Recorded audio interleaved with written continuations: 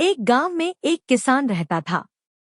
उसके पास एक कुत्ता था जो बहुत वफादार और बहादुर था। एक दिन किसान खेत में काम कर रहा था और उसका छोटा बेटा घर में अकेला खेल रहा था। तभी एक बड़ा सांप घर में घुस आया। कुत्ते ने तुरंत सांप पर हमला किया और उसे मार डाला। थोड़ी देर बाद किसान घर लौटा और देखा कि कुत्ते के मुंह पर खून लगा है। उसे लगा कि कुत्ते ने उसके बेटे को नुकसान पहुंचाया है।